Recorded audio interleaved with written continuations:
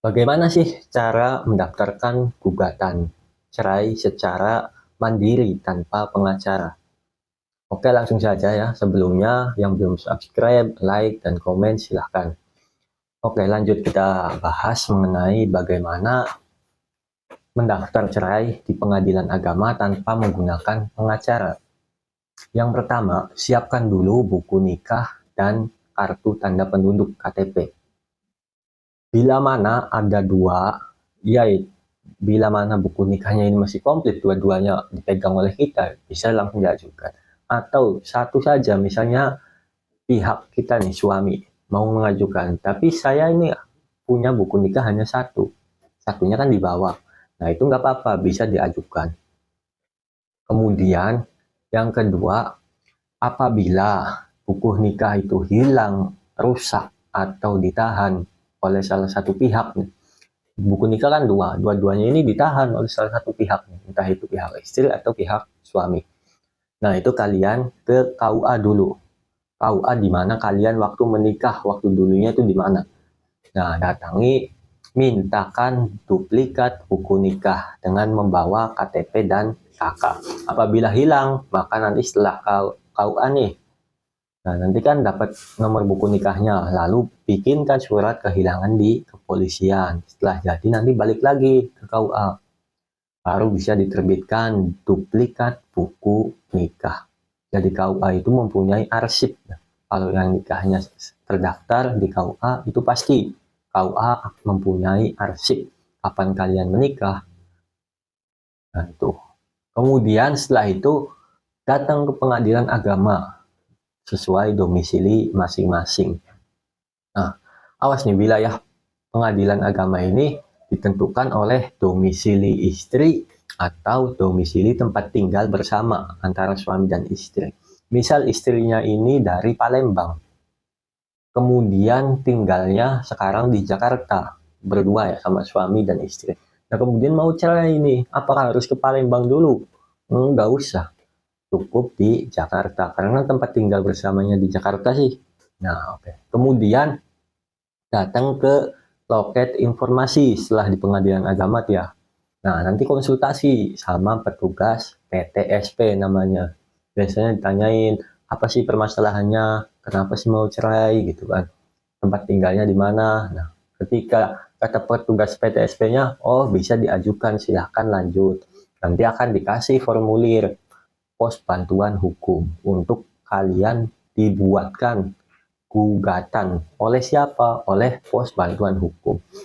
Nah, kemudian nanti kalian datang nih ke pos bantuan hukum setelah membawa formulir tidak mampu membayar advokat atau pengacara.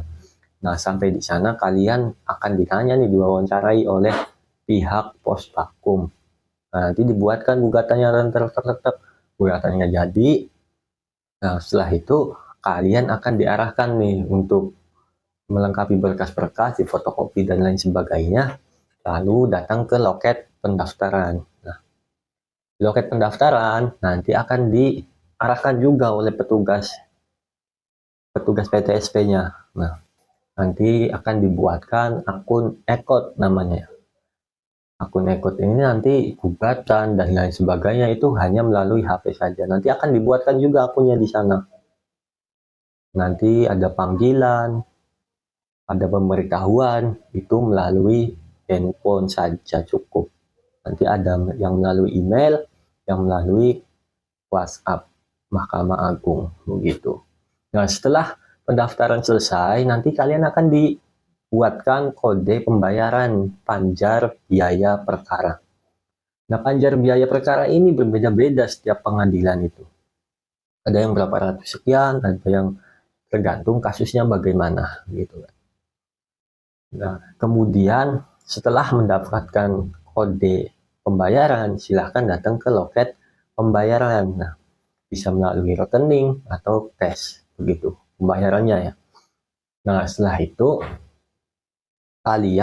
perkara kalian sudah terdaftar di pengadilan agama. Nah, lalu selanjutnya apa? Ya, selanjutnya tinggal menunggu undangan persidangan pertama.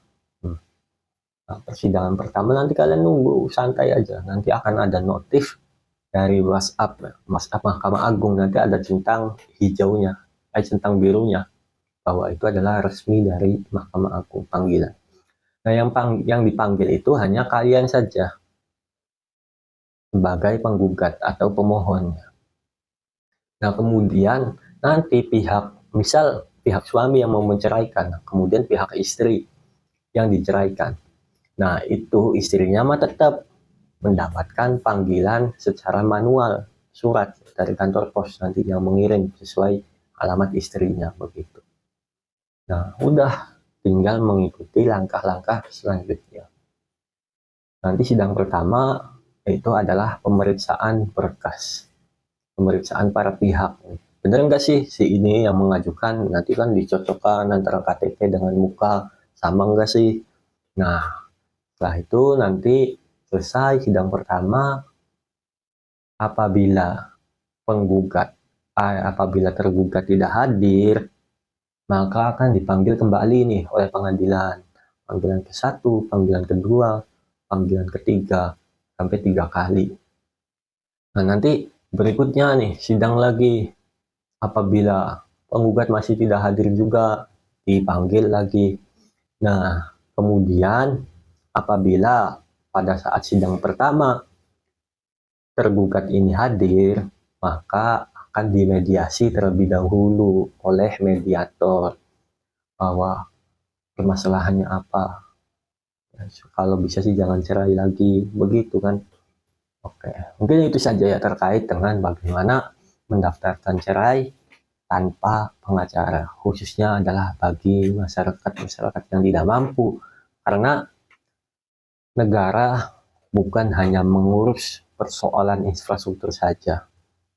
Negara bukan hanya mengurus soal pendidikan saja, tetapi juga negara juga hadir dalam mendampingi para pencari keadilan yang tidak mampu, yaitu melalui pos bantuan hukum di pengadilan.